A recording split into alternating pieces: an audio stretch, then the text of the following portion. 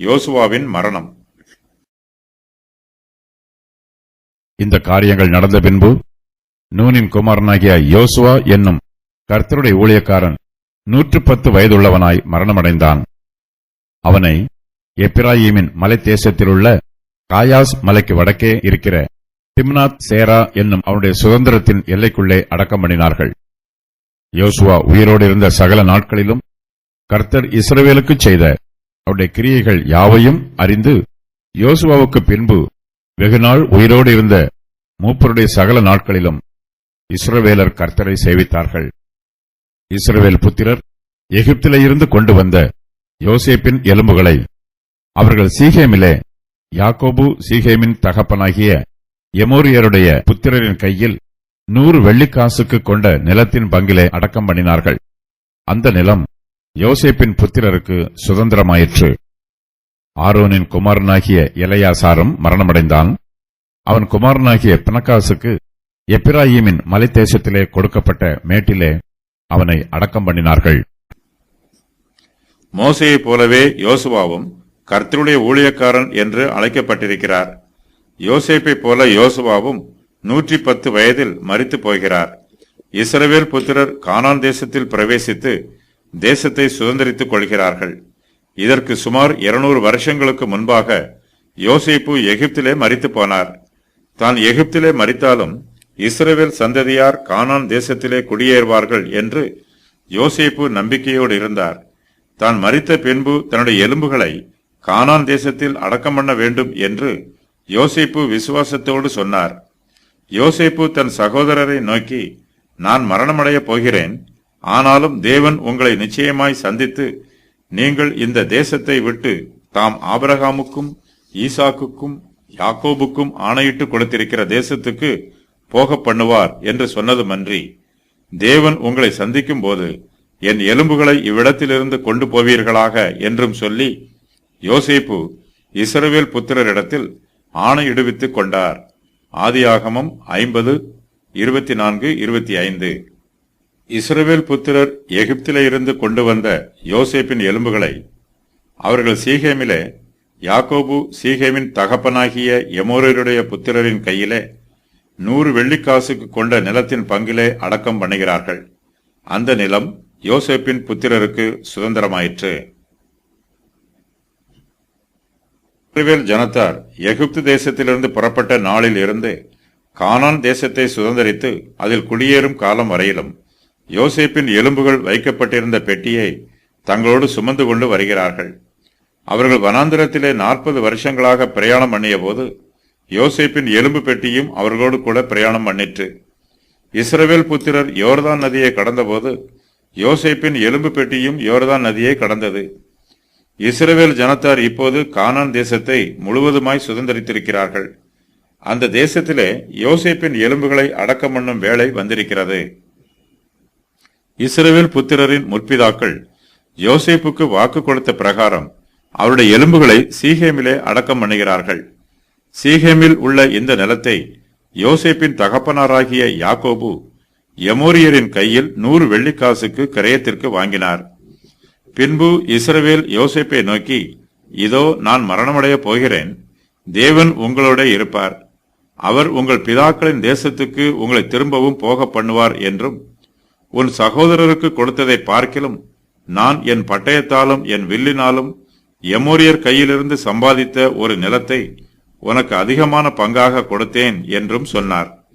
ஆதியாகமம் 48:21-22. யோசுவாவும் முதிர்ந்த வயதில் இருக்கிறார்.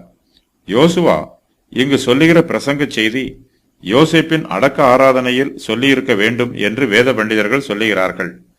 யோசுவாவும் மரிக்கும் தருவாயில் இருப்பதினால் தான் மரிப்பதற்கு முன்பாக இந்த பிரசங்க செய்தியை சொல்லியிருப்பதற்கும் வாய்ப்புள்ளது. இந்த காரியங்கள் நடந்த பின்பு நூனின் குமாரனாகிய யோசுவா என்னும் கர்த்தருடைய ஊழியக்காரன் 110 வயதுள்ளவனாய் மரணமடைகிறார். இந்த வசனத்தில் யோசுவாவை பற்றி சொல்லும்போது கர்த்தருடைய ஊழியக்காரன் என்னும் வார்த்தை பயன்படுத்தப்பட்டிருக்கிறது. மோசே மரித்த போது அவருக்கும் கர்த்தருடைய தாசனாகிய மோசே என்னும் வார்த்தையே பயன்படுத்தப்பட்டிருக்கிறது.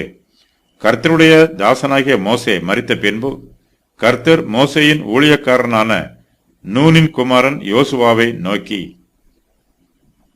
யோசுவா 1:1. யோசுவாவை எப்பிராயீமின் மலை தேசத்தில் உள்ள காயாஸ் மலைக்கு வடக்கே இருக்கிற திம்னாத் சேரா என்னும் அவருடைய சுதந்திரத்தின் எல்லைக்குள்ளே அடக்கம் பண்ணுகிறார்கள். காயாஸ் மலை என்னும் பெயருக்கு அதிருகிற மலை என்று பொருள். யோசுவாவை அடக்கம் பண்ணிய போது காயாஸ் மலை அதிர்ந்தது என்று யூதருடைய பாரம்பரிய வரலாறு சொல்லுகிறது. யோசுவா மரித்த போது இஸ்ரவேல் புத்திரர் அழுது புலம்பி இருக்க வேண்டும். ஆனால் யோசுவா மரித்த போது ஒருவரும் அழுததாகவோ அல்லது புலம்பல் பாடியதாகவோ இந்த வசன பகுதியில் சொல்லப்படவில்லை. மனுஷர் ஒருவரும் அழுது புலம்பாததினால் யோசுவாவை அடக்கம் பண்ணிய நாளிலே காயாஸ் மலை அழுது புலம்பி அதிர்ந்தது என்று யூதருடைய சரித்திரம் சொல்லுகிறது. யோசுவாவை அவருடைய சுதந்திரத்தின் எல்லைக்குள்ளேயே அடக்கம் பண்ணுகிறார்கள். செப்துவஜின் பதிப்பில் யோசுவா அடக்கம் பண்ணப்பட்ட போது அவரோடு சேர்ந்து கில்காலில் இஸ்ரவேல் புத்திரருக்கு விருத்த சேதனம் பண்ணுவதற்கு பயன்படுத்திய கூர்மையான கல்லையும் சேர்த்து அடக்கம் பண்ணினார்கள் என்று கூறப்பட்டிருக்கிறது. மோசே மரித்த வருஷத்தில் ஆரோனும் மரித்து போனார். யோசுவா மரித்த காலத்தில் எலெயாசாரும் மரித்து போகிறார். ஆரோனின் குமாரனாகிய எலெயாசாரும் மரணமடைகிறார். அவருடைய குமாரனாகிய பினகாசுக்கு எப்ராயீமின் மலை தேசத்திலே கொடுக்கப்பட்ட மேட்டிலே எலெயாசாரை அடக்கம் பண்ணுகிறார்கள். எலெயாசார் 2வது பிரதான ஆசாரியன். பினகாஸ் 3வது பிரதான ஆசாரியன். பினகாஸ் சில காலம் பிரதான ஆசாரியனுக்கு உதவியாக பணிவிடை செய்து வந்தார். யோசுவா மரித்து போன காலத்திலும் அவருக்கு பின்பு சகல நாட்களிலும் இஸ்ரவேல் புத்திரர் கர்த்தரை சேவிக்கிறார்கள். யோசுவா உயிரோடு இருந்த சகல நாட்களிலும் கர்த்தர் இஸ்ரவேலுக்கு செய்த அவருடைய கிரியைகள் யாவையும் அறிந்து யோசுவாவுக்கு பின்பு வெகுநாள் உயிரோடு இருந்த மூப்பருடைய சகல நாட்களிலும் இஸ்ரவேலர் கர்த்தரை சேவிக்கிறார்கள். வெகுநாள் என்பது கானான் தேசத்தில் யோசுவா இருந்த 30 வருஷங்களையும் மூப்பர்கள் உயிரோடு இருந்த மேலும் சில வருஷங்களையும் குறிக்கும். இந்த மூப்பர்கள் வனாந்திரத்தில் கர்த்தர் செய்த அற்புதங்களையும் கானான் தேசத்தை சுதந்திரிப்பதில் கர்த்தர் நடப்பித்த பெரிய காரியங்களையும் தங்கள் கண்களால் கண்டவர்கள். ஆனாலும் யோசுவா மரித்து சில காலம் சென்ற பின்பு இஸ்ரவேல் புத்திரர் கர்த்தரை விட்டு விலகி போய் விடுகிறார்கள்.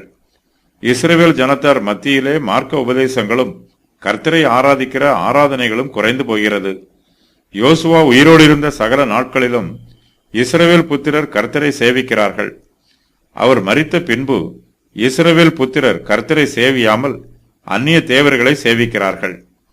இஸ்ரவேல் புத்திரர் எகிப்திலே இருந்து கொண்டு வந்த யோசேப்பின் எலும்புகளை அவர்கள் சீகேமிலே யாக்கோபு சீகேமின் தகப்பனாகிய எமோரியருடைய புத்திரரின் கையில் 100 வெள்ளிக்காசுக்கு கொண்ட நிலத்தின் பங்கிலே அடக்கம் பண்ணினார்கள். அந்த நிலம் யோசேப்பின் புத்திரருக்கு சுதந்திரமாயிற்று. ஆதியாகமம் கடைசி அதிகாரத்தில் யோசேப்பின் மரணத்தை பற்றி கூறப்பட்டிருக்கிறது. இங்கு மறுபடியும் யோசேப்பின் எலும்புகளை பற்றி கூறப்பட்டிருக்கிறது. யோசேப்பின் எலும்புகளை இஸ்ரவேல் புத்திரர் எகிப்து தேசத்திலிருந்து கொண்டு வந்து சீகேமிலே அடக்கம் பண்ணினார்கள்.